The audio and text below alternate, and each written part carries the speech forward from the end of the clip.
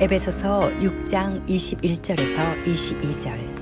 나의 사정 곧 내가 무엇을 하는지 너희에게도 알리려 하노니 사랑을 받은 형제여, 주 안에서 진실한 일꾼인 두기고가 모든 일을 너희에게 알리리라. 우리 사정을 알리고 또 너희 마음을 위로하기 위하여 내가 특별히 그를 너희에게 보내었노라. 에베소서 마지막 부분까지 왔습니다. 여러분, 에베소서 마지막 부분까지 왔는데 에베소서 전체를 둘로 나눈다면 전반부는 1장부터 3장까지고 이제 4장부터 6장까지는 후반부다, 이렇게 말씀드릴 수 있었죠. 그래서 전반부는 복음에 대한 것이고 이제 후반부는 복음에 합당한 삶이라 그랬습니다. 전반부는 교리적인 것이라고 한다면 후반부는 실천적인, 윤리적인 것을 말하고 있다고 그랬습니다. 전반부는 천상적인 관점에서 이 땅에 어떻게 교회가 세워지는가 하는 것을 말씀해 주셨다고 한다면 후반부는 지상에 있는 이 교회가 어떻게 그 하나님 앞에서 삶을 살아낼 것인가, 이렇게 우리가 설명할 수 있다고 그랬습니다. 전반부는 성부, 성자, 성령 하나님께서 어떻게 우리에게 구원을 주셨는가, 우리가 어떻게 구원을 받았는가 하는 것을 설명했다고 한다면 이제 후반부는 구원받은 우리가 이제 어떻게 하나님 앞에서 우리의 삶을 살아낼 것인가, 이 후반부에 해당된다고 했습니다. 전반부는 무엇을 믿는가에 대한 얘기라면 후반부는 어떻게 살 것인가 라고 하는 부분에 대해서 지금 말하고 있다고 그랬습니다. 그래서 이제 후반부에 다 와서 이제 복음을 받아들이고 우리가 어떻게 살 것인가, 뭐 가정생활, 직장생활, 뭐 노사관계, 부부생활까지 아주 디테일하게 어떻게 살 것인가 다 얘기가 끝났어요. 그죠? 이제 이러면 복음 알게 되었고 복음에 합당한 삶이 뭔가에 대해서 배웠으니까 에베소서가 이제 끝이 난 줄 알았어요. 그죠? 끝이 난 줄 알았는데 세상에 6장 10절에 끝으로 이러잖아요. 정말로 마지막으로 파이널리 한마디 더 해야 되겠다고 얘기하시면서 이제 6장 10절부터 정말 중요한 얘기를 하시는데요. 그게 영적 전쟁이다 하는 부분에 대해서 말을 하는 거죠. 우리가 삶을 살아내려고 하는데요. 이 삶이 저절로 되는 게 아니고 그저 윤리적인 차원에서, 도덕적인 차원에서 내가 바른 생활하는 차원에서 살 수 있는 게 아니고요. 이것은 반대가 있고 공격이 있고 공중권세 잡은 사탄과의, 세상의 신과의 싸움이기 때문에 이것은 무장해야 된다. 그래서 하나님의 전신갑주를 입고 그랬습니다. 그래서 하나님의 전신갑주를 다 입고 머리끝에서 발끝까지 무장을 해가지고 이제 전쟁에 참전하기 위해서 이제 나가야 된다 하고 나가서 이제 싸우면 되는 줄 알았더니 그게 끝인 줄 알았는데 그게 끝이 아니고 뭐였습니까? 기도의 지원을 받아야 된다 그랬어요.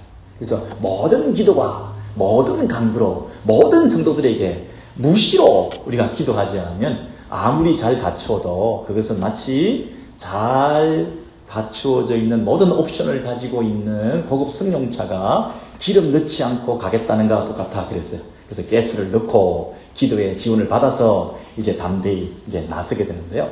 그 마지막 기도가 뭐였어요? 담대함을 위한 기도. 끝이 또 나지 않았어요. 이제 전신무장을 다 했는데 정신무장이 안 되면 아무 싸움에 용기를 얻지 못하고 또 주저하게 되고 위축돼 가지고 싸움에서 이길 수가 없기 때문에 우리가 전신무장을 했어도 정신무장을 해야 된다는 거예요. 정신무장. 그래서 그 정신무장은 담대함이다 그랬어요. 담대함. 주저함 없이 위축됨 없이 용기를 가지고 솔직하게 가감하지 말고 힘있게 나아가는 그 담대함을 위한 기도가 마지막 파이널라이즈를 시키는 영적 무장이라고 했어요. 그래서 여러분 여기까지 하면 이제 에베소서가 얘기가 다 끝난 것 같잖아요. 자, 복음을 전했습니다. 복음이 어떤 삶을 수반하는지 얘기를 했습니다. 그것은 기도해서 전신 무장을 해가지고 살아내는 것이다 라고 얘기했습니다. 그리고 이제는 정신 무장까지 해서 싸움을 싸울 때 부끄러워하지 않고 담대하게 싸울 수 있도록, 그 담대하게 싸워야 그 선을 뛰어넘는다 그렇게 말씀드렸습니다. 하나님 나라를 전하는데 하나님 나라를 담대하게 전해야 아무도 막는 사람 없이 하나님 나라가 전파된다 그랬으니까요. 담대함을 위해서 기도하자. 그래서 이제 거기까지 해서 끝이 난 줄 알았는데 오늘 또 뭐가 있는 거예요. 오늘 또 사도 바울이 뭐가 있느냐면 6장 21절부터 그 내용을 보시면요. 나의 사정 곧 내가 무엇을 하는지 한번 같이 읽으시겠어요? 시작. 나의 사정 곧 내가 무엇을 하는지 너희에게도 알리려 하노니 사랑을 받은 형제 주 안에서 진실한 일꾼인 두기고가 모든 일을 너희에게 알리리라.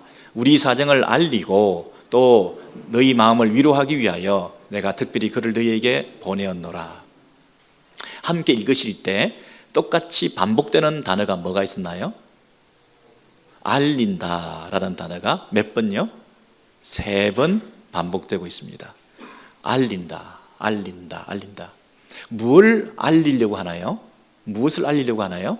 사도 바울이 지금 편지를 써가지고 이 편지를 두기고라고 하는 사람한테 맡겨서 이제 에베소 교회에 전달시키는데, 이제 그 편지를 전달하는 것만이 능사가 아니라 이제 두기고가 가서 해야 될 일은 뭐냐 하면 사도 바울의 사정을, 사도 바울이 지금 뭘 하고 있는지를 너희에게 알려주려고 한다 하는 거예요.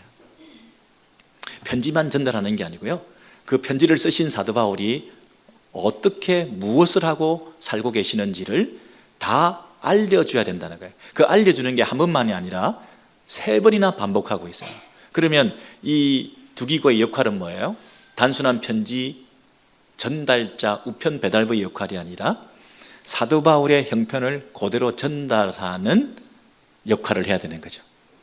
사도 바울은 이 두기고를 편지를 손에 쥐어서 보내는 목적이 뭐예요? 너는 편지만 전달하면 된다가 아니라 내 삶이 내가 어떻게 살고 있는지를 네가 다 가서 얘기를 해줘라. 그게 이분을 보내는 목적이죠. 그렇지 않습니까?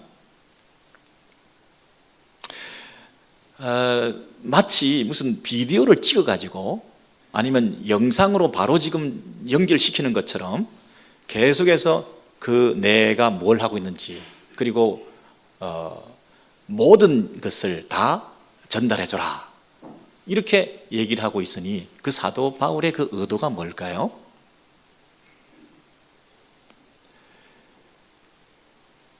만약에 선교사님이 요즘 선교 편지를 보내는데 선교 편지만 좀 근사하게 사진을 찍어서 멋있게 이렇게 해서 보내는 것으로 하지 않고, 선교사님이 뭘 하고 있는지, 무엇을 하고 사는지, 선교사님의 삶의 일거수일투족을 다 찍어가지고 아침부터 저녁까지 뭘 하고 있는지를 다 보고해라.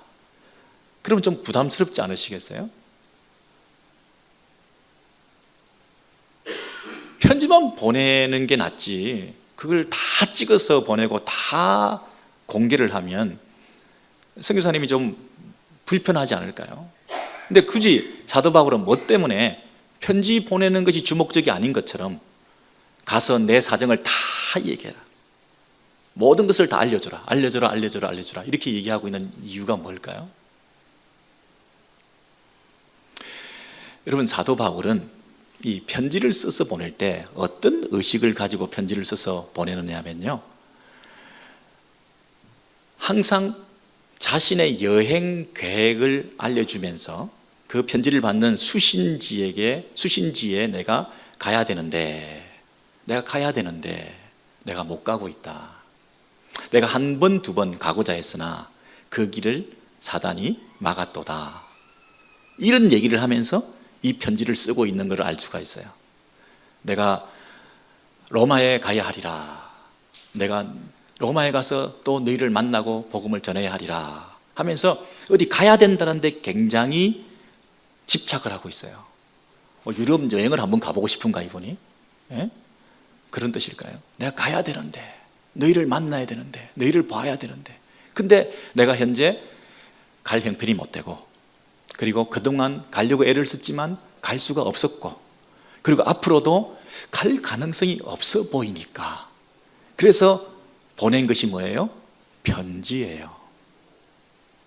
사도 바울이 편지를 보냈을 때는 단순한 우편물을 전달하는 차원이 아니라 못 가는 내가 대신 가는 차원에서 편지가 가는 거예요. 편지는 사도 바울의 임재 방식이에요. 사도 바울이 자기가 못 가지만 편지가 간다, 편지가 간다는 얘기는 내가 간다는 뜻이에요. 단순히 편지를 전달하는 게 아니에요. 내가 가야 되는데, 가고자 했으나 내가 못 가는데 내가 이 편지를 통해서 이 편지 속에 내 마음을 담아 내 삶을 담아 드린다, 보낸다. 이 편지를 받을 때 나의 몸을 대하는 것처럼, 내 얼굴을 보는 것처럼 내 마음을 실어서 보낸 이 편지를 네가 받고, 이 편지 속에 있는 그 가르침을 내가 직접 가르치는 것처럼, 내가 너희들 가운데 지금 목회하는 것처럼, 내가 너희들과 함께 있는 것처럼 이 말씀을 받고 이 삶 속에서 내가 어떻게 살아냈는지를 다 전달해 줄 테니까, 편지만 받을 뿐 아니라 함께 가는 사람이 내 삶을 다 비디오로 찍어가지고 내가 어떻게 살고 있는지를 다 보여줄 테니까 그것을 보고 내 삶을 본으로 삼아라, 이렇게 말을 하는 거예요. 사도 바울이 내가 그 교회에 가고 싶다 하는 얘기는 가서 뭐 인간적인 정을 나누고 못 봐서 그동안 롱타임 노시 만나서 반갑다 그러고, 오랜만에 만났으니까 식사 대접 받고 헌금 받고 궁색 떨다가 그래서 뭐 챙김 받아가지고 대우 잘 받았습니다, 열심히 사역하겠습니다, 뭐 그런 차원에서 내가 그 교회 가고 싶다, 요즘 목회자나 선교사들처럼 그런 정도 차원에서 내가 가고 싶다, 가야 되는데 못 가고 안달을 부리고 있는 그런 차원인가요? 내가 간다는 얘기는 뭐냐면 그곳에 가서 내 삶을 보이겠다는 거예요. 살아내는 삶이 너희들에게 본이 될 수 있도록 하기 위해서. 지금 두기구가 전달해야 될 내용은 뭐냐면 사도 바울이 어떻게 살았는지를 다 보여주겠다는 거예요.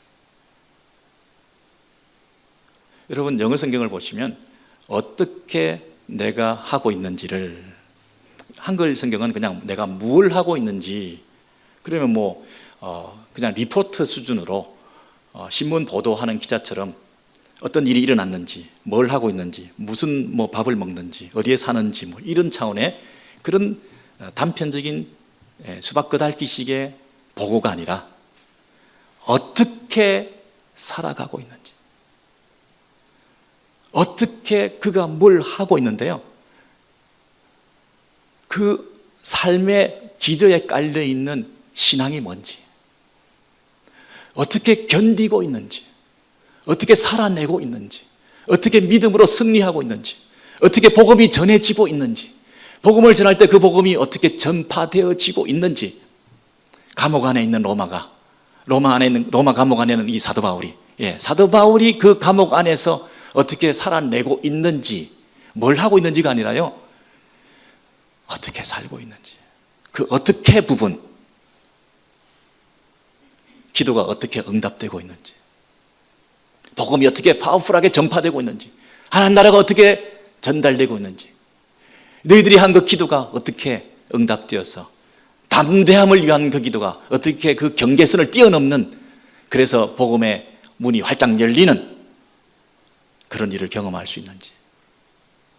사도가, 담임 목회자가, 유능한 하나님의 종이 감옥에 갇혔으니 이제 끝이다, 이제 복음 업무는 닫혔구나, 더 이상 하나님 나라는 진전되지 않구나, 위대한 종인 사도가 감옥에 갇혔는데 우리는 손 놓고 정말 아무것도 할 수가 없구나, 좌절하고 낙심하고 있을지 모르는 그에게 그 감옥에서 어떻게 복음이 전파되고 있는지,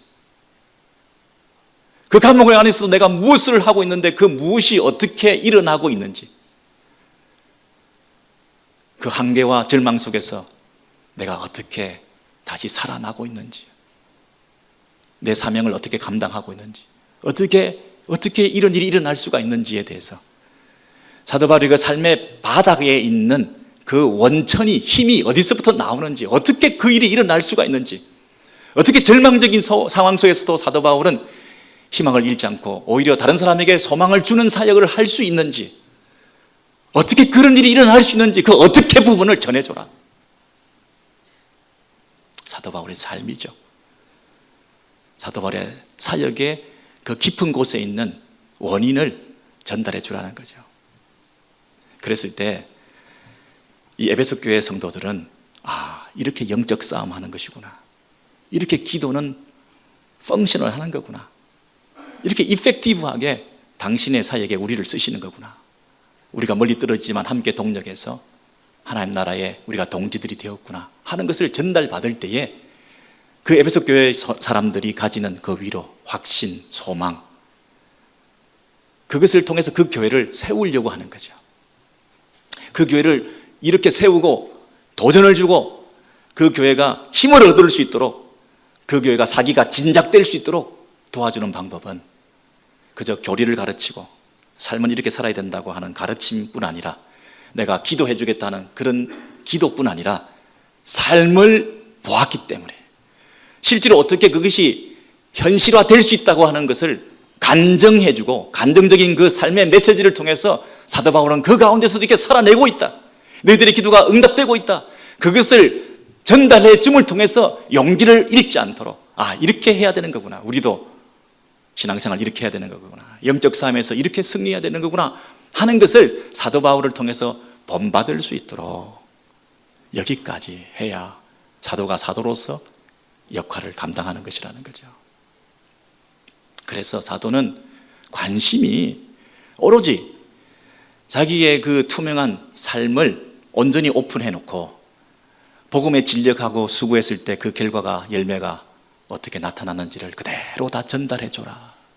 생생하게 그것을 소개받을 때에 그것을 듣는 모든 성도들이 힘을 얻을 수 있도록, 그렇게 사는 것이구나, 신앙생활은 그렇게 하는 것이구나, 영적 싸움은 이렇게 싸우는 것이구나, 실제로 본대로 하니까. 그런데 사도 바울이 지금 볼 수가 없으니, 사도 바울은 멀리 떨어져 있으니, 사도 바울은 가야 되는데 사도 바울이 그들을 향해서 가고자 하는 것은 다른 이유가 아니라 삶을 보여주기 위해서, 함께 체온을 느끼기 위해서, 함께 손을 잡고 기도하면서 영적 싸움에서 한 걸음 더 나아가기 위해서, 하루를 살아도 믿음으로 살면서 그 교회 속에서 어떻게 하나님이 역사하시는지를 함께 누리고 경험하기 위해서 내가 가기를 원하는데 내가 못 가는 거구나, 내가 못 가기 때문에 편지를 보낸다. 그러나 편지는 단순한 글이 아니라 그것을 전달하는 사람을 통해서, 내 소식을 전함을 통해서 내 삶을 소개하고자 한다. 이것이 사도적 파루시아라고 하는 용어를 쓰고 있습니다. 어포슬즈 파루시아, 사도적 임재. 사도가 편지를 통해서 그곳에 임재한다 하는 것입니다.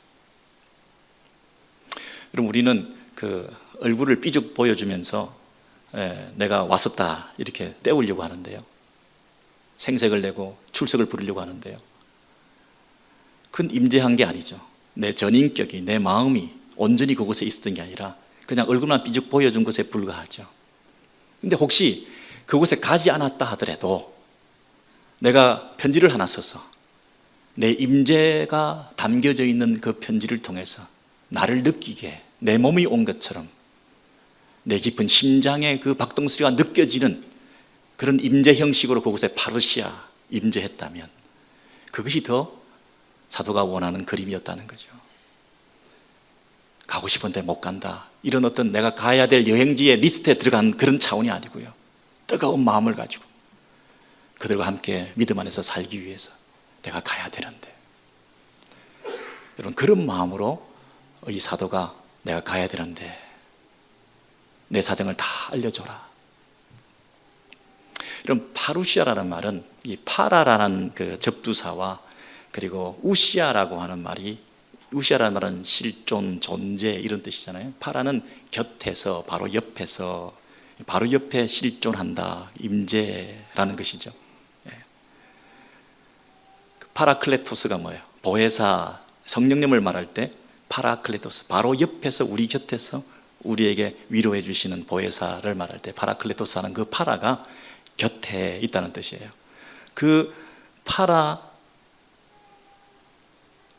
파라클레토스 하는 그 성령님처럼 바로 옆에서 우리와 함께 하고 있다고 하는 뜻에서 파루시아라는 말을 쓴다는 거예요.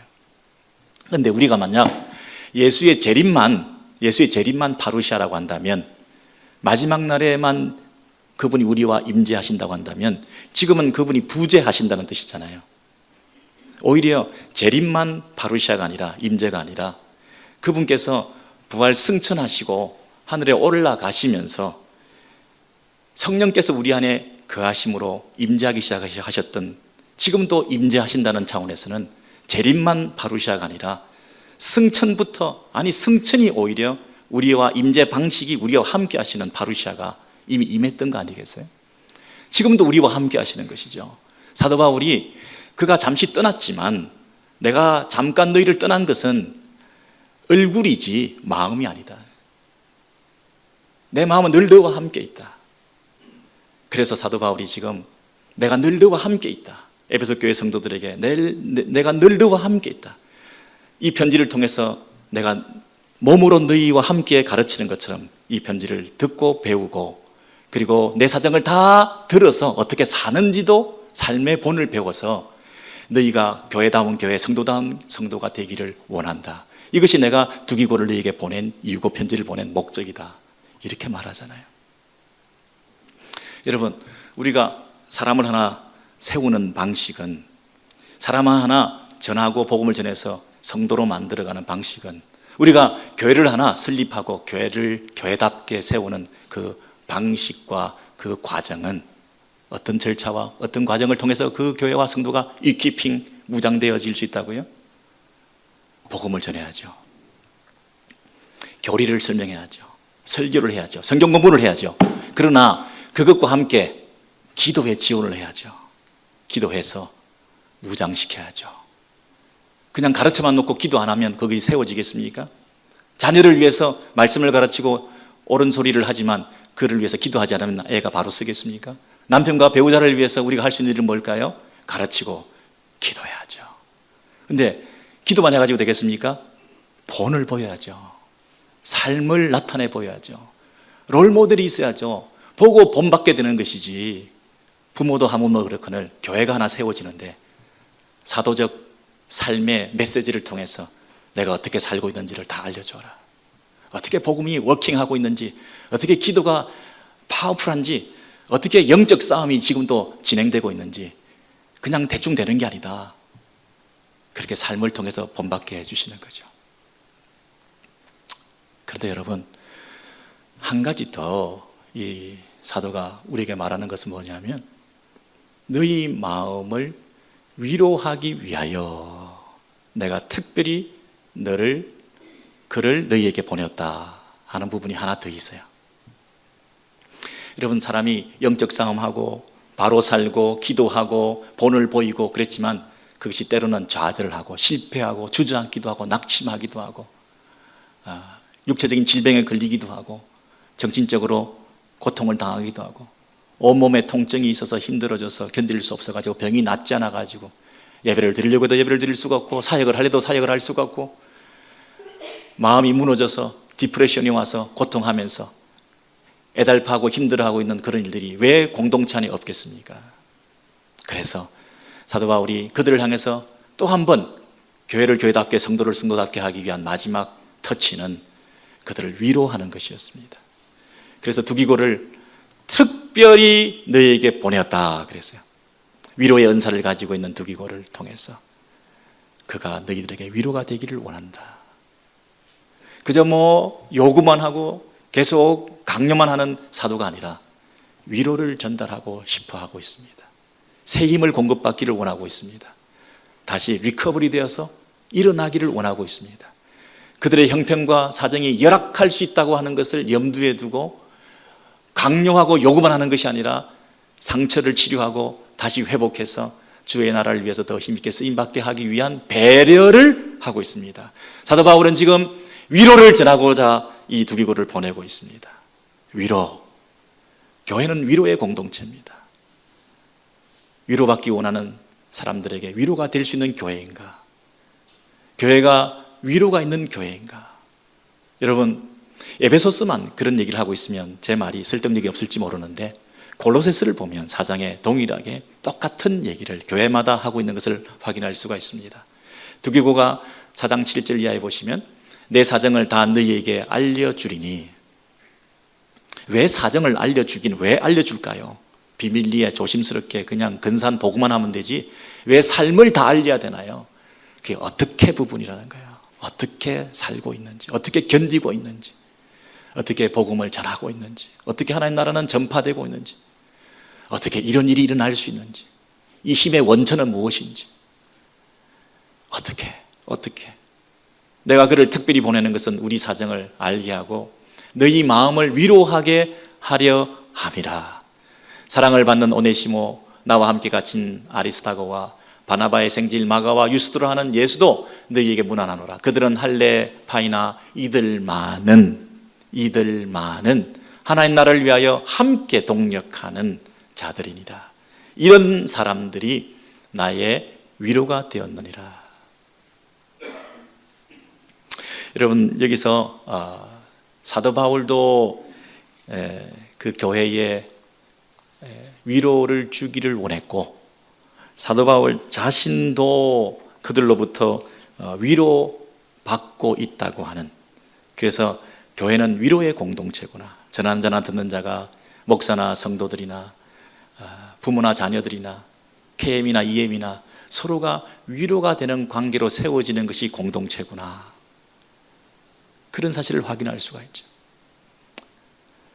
사도 바울이 그런 사람들이 나의 위로가 되었느니라 할 때 그 위로라는 말을 어원적으로 좀 따지면 파레고리아라고 하는 헬라입니다. 파레고리아. 그 파레고리아의 앞에 접두사는 파라입니다. 파라가 무슨 뜻이라고 그랬습니까? 뭐뭐 곁에서. 그리고 파라의 에고리아라고 하는 말이 붙어서 파레고리아라는 말이 생겼는데, 그 뒤에 있는 그 말의 어원은 아고라라는 뜻입니다. 아고라라는 뜻은 무엇인지 아시죠, 여러분? 광장, 그 헬라 사이에서 사람들이 많이, 군중들이 모여서 회의도 하고 뭐 집회도 하고, 사람들이 모이니까 그곳에서 시장도 쓰고 장터도 만들고 했던 그 장소가 뭐라고요? 아고라라고. 그래서 그 파라 바로 곁에서 속삭이듯이 위로하듯이, 그리고 아고라에서 파레고리아라는 말은 연설하다라는 뜻입니다.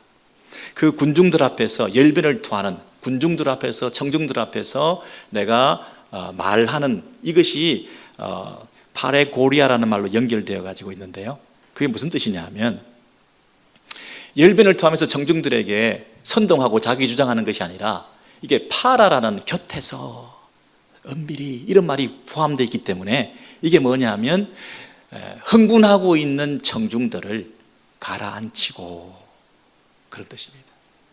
아고라에서 말을 막 해서 그 청중들을, 막 흥분하고 있는 사람들을 진정시키는 연설을 하는 것입니다. 이 연설을 통해서 그들의 마음을 가라앉히는 것입니다. 진정시키는 것입니다. 그들의 마음이 위로가 되도록, 가라앉히도록, 덜 흥분하도록 하는 것이 뭐라고요? 파레고리아입니다. 그런데요, 이 단어를 따와가지고 미국에서 그 진통제를 만들 때 그 이름을 뭐라고 썼냐면, 우리 화면을 한번 보여주시겠습니까? 페르고릭. 페르고릭이라고 하는, 거기 몰핀도 있고 그 아편, 오이프롬도 있고, 그래서 그 다음 장 보시죠. 페르고릭이라는 파레고리아에서 온 이 약 이름이 진통제를 말하고 있습니다. 이 진통제 안에 어떤 성분이 들었는가 보이시는가요? 그 다음 보시면요, 그 성분들이 쫙 나는데 잘 안 보이시죠? 그래서 내려주시고, 이 페르고릭이라고 하는 이 진통제, 이 진통제가 어디서부터 왔다고요? 나의 위로가 되었느니라. 나의 위로가 되었느니라. 화면 좀 내려주실래요? 나의 위로가 되었느니라. 그죠? 나의 위로가 되었느니라. 그럼 나의 위로가 되었다, 이런 사람들이 나의 위로가 되었다는 얘기는, 위로가 어떻게 되나요? 내가 어떻게 진정되나요? 어떻게 이 흥분한 마음이 가라앉혀지게 되나요? 내 안에 있는 끊임없는 계속된 이 통증이 어떻게 잠잠하게 될 수가 있나요? 아까 그 진통제를 어디에 쓰는 줄 아세요? 계속해서 막 이렇게 화장실에 가야 된다든가, 아니면 기침이 계속 나온다든가, 아니면 열이 계속 있다든가 할 때 그 약을 통해서 어떻게 해요? 진정시키는 거예요. 통증을 점점 가라앉히는 거예요. 점점 멎어지게, 사라지게 만들어주는 거예요. 설사를 먹게 하고 기침을 가라앉히고 진정시키고 하는 그 진통제의 역할을 하는 그 단어가, 이런 사람들이 나의 위로가 되었느니라, 여기에 쓰고 있는 거예요. 여러분, 이런 사람들이 사도 바울의 진통제가 되었다고 얘기를 하고 있어요. 내 통증을 가라앉히고 있다. 그럼 사도 바울은 어떤 통증을 가졌을까요? 사도 바울은 아주 평생 가지고 있는 그 통증이 뭐였어요? 육체의 가시에 의한 통증이에요. 육체의 가시를 가져서 이것을 고침받기 위해서 3번이나 기도했으나 하나님께서 허락하지 않으셔서 계속 가지고 있는 것이 육체의 가시. 육체의 가시에 대한 해석이 여러 가지가 있죠. 첫 번째는 몸의 질병입니다. 안질이 있거나 간질이 있거나 여러 가지 병을 가져가지고 그 통증을 달고 살아야 되는. 여러분, 사도 바울이 몸에 통증이 나타날 때 그걸 어떻게 견뎠을까요? 그 당시에 페르고릭이라고 하는 이 진통제가 없었기 때문에 어떻게 이 통증을 가라앉힐 수 있을까요? 몸이 너무 아프다. 이런 사람들이 나의 진통제가 되었느니라. 옆에 함께 동역하고 있는 사람들, 옆에서 힘이 되고 위로가 되는 사람들이 있었다는 것입니다. 육체의 가시라는 말은요, 이 인간관계에 있어서도 가시들이 있습니다. 목의 가시라는 말 쓰죠. 그리고 눈의 가시라는 말 쓰잖아요. 이 대적들, 원수들, 반대 세력들, 사사건건 공격하는 반대 세력들, 반대를 위한 반대를 하는 사람들, 도와주는 법이 없고 날마다 이 발목을 걸고 넘어지는 사람들, 옳은 것을 옳다고 해도 내 편이 아니면 틀렸다고 얘기하는 이런 사람들, 진리를 전하고 복음을 전해도 사도 바울이 자비량을 해도 자비량하니까 저거는 값싼 걸 전하는 걸 보면 엉터리다, 그렇게 얘기하는 사람들, 뭘 해도 반대하는 사람들이 있을 때 얼마나 그게 눈에 가시요 목에 생선가시처럼 힘들었겠습니까? 그 통증을 느낄 때마다, 그 고통의 수위가 올라갈 때마다 누가 이런 사람들이 나의 위로가 되었다, 진통제가 되었다, 이렇게 말합니다. 이들만은 하나님 나라를 위하여 함께 역사하는 자들이니, 이 사람들이 할레파이나 이들만은 하나님 나라를 위하여 함께 역사하는 자들이니, 이게 무슨 말입니까? 유대인들이었지만, 대부분 유대인들은 반대를 했지만, 그러나 이 사람들은 유대인임에도 불구하고 나의 하나님 나라의 역사를 함께 동역하는 사람들이 되어서 이런 사람들이 나에게 큰 위로가 되었다. 힘들 때마다 위로가 되었다. 여러분, 육체의 가시라는 말이 또 한편으로는 진짜 그 육체적 성향, 정욕, 사르크라고 하는 동사는 내 안에 있는 본성을 말하잖아요. 그래서 내 안에 있는 이기적인 욕심, 또 어떤 sexual desire, 또 내 속에 있는 탐욕, 이런 것들이 우리 안에 있을 때, 그런 통증이 막 일어났을 때, 그런 충동이 막 일어났을 때, 어떻게 그것을 잠재울 수 있을까요? 동력자가 옆에 있으니까요. 기도해주는 동지들이 함께 손을 잡고 혼자 있는 것이 아니라 함께 가야 될 방향이 있고 함께 일할 동력자가 있고, 그래서 우리가 서로 위로가 되었다. 그 통증을 가라앉히고 우리 안에 있는 그 충동들을 가라앉히면서 주의 일을 감당할 수 있었다, 이렇게 말하는 거 아니겠어요? 사도 바울이 황제 숭배, 로마 제국 숭배 사상에 물들이는 그 세상 천지에서 복음을 전하느라고 박해받고 핍박을 받고 있는 외부적인 그런 고통 속에 모진 매를 맞고 애를 쓰고 있는 가운데서 그 통증을 어떻게 견뎠을까요? 아니, 외부적인 박해는 둘째치고 오히려 내부적인 총질을 하면서 하나 되지 못하고 있는 교회의 일치와 연합이 없이 파당과 분쟁으로 날마다 깨지고 있는 그 교회들을 바라보면서 근심되지 않았을까요? 교회를 생각할 때마다 통증을 느끼는 사도 바울의 그 안타까움을 어떻게 통증을 완화시킬 수 있을까요? 다 포기하고 싶었을 때, 다 내려놓고 싶을 때, 아무리 해도 사람이 바뀌지 않고 아무리 해도 교회가 세워지지 않고 할 때, 좌절할 때 어떻게 그 일을 계속해서 해 나갈 수 있었을까요? 동지들이 있었으니까. 함께 손잡고 기도하는 자들을 통해서 회복되고 위로를 받고 그 고통에서 점점 일어날 수 있는 그런 가능성이 있지 않았겠습니까? 이단들이 들어와서 진리를 왜곡하고 있을 때 사도 바울이 얼마나 마음이 아팠겠습니까? 거짓 선지자들이 횡행하면서 공동체를 힘들게 할 때 얼마나 마음이 아팠겠습니까? 모든 사역에 있어서 아픔과 어려움을 겪고 있을 때에, 오해를 받고 모욕을 당하고 멸시를 받고 있을 때에 그 잠 이루지 못하는 그 밤을 어떻게 다 지날 수 있었겠습니까? 그 통증을 어떻게 가라앉힐 수 있었겠습니까? 페르고릭, 이 사람들이 나의 위로가 되었느니라.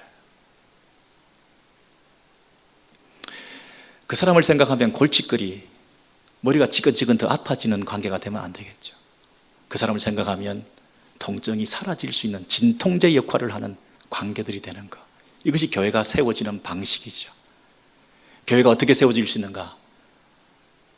갈등하고 아픔이 있고 불일치가 있고 그런 일들이 다반사로 일어나는 것이 교회지만, 그러나 그 속에서 서로가 위로를 받고 서로를 생각할 때 진통제의 역할을 하면서 통증을 먹게 해서 다시 일어날 수 있게 만들고, 다 내려놓을 뻔했는데 다시 일어나서 사역을 감당할 수 있도록 또 한 번 능력을 받아서 이 관계를 통해서 공동체가 세워져 나가는, 이런 일들을 통하여 이 교회가 세워져 나가는 것이거든요. 여러분, 사도 바울은 수고하며 자비랑으로 일했습니다. 몸이 피곤했습니다. 그 피곤함 속에서 어떻게 위로받을 수 있었을까요? 형제의 따스한 말소리, 위로의 말을, 내가 너를 버리지 않고 있다, 당신과 나는 함께 간다, 그런 격려의 말 한마디가 그 고통을 이기지 않았을까요?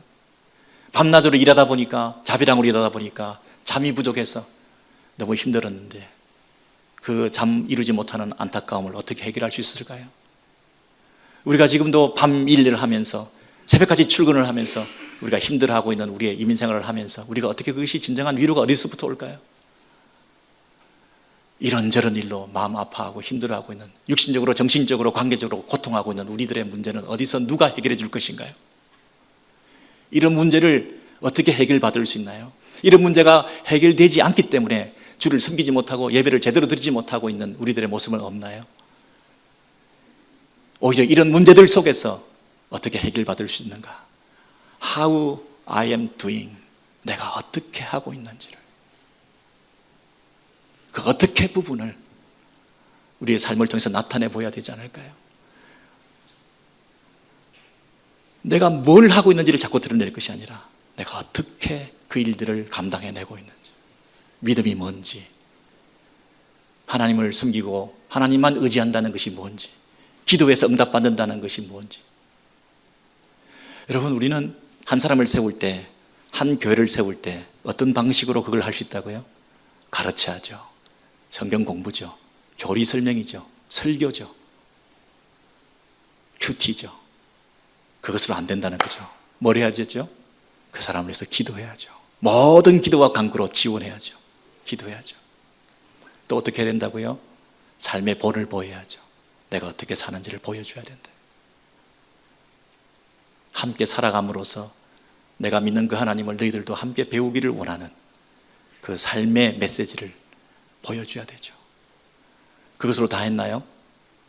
위로해야죠. 서로에게 위로하는 관계들이 돼야 되죠.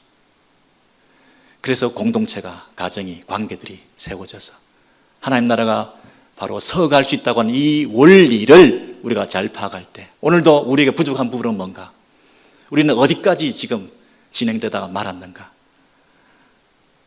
참으로 연약한 부분에서 우리가 회개하면서 우리가 서로를 위해서 더 본이 되고 삶을 통해서 복음의 그 능력을 증거할 뿐 아니라 힘들고 나약하고 좌절하고 낙심하고 슬퍼하고 울고 있는 자들을 향해서 과연 우리가 위로가 되고 있는가, 나는 그들의 진통제 역할을 하고 있는가, 나는 그들을 볼 때 내 안에 이 통증이 사라진 경험이 있는가, 관계들 때문에 회복된 그런 사역이 있는가, 나는 그 사람 때문에 믿음의 자리를 지키며 예배의 자리를 지키며 사역의 자리를 지킨 적이 있는가.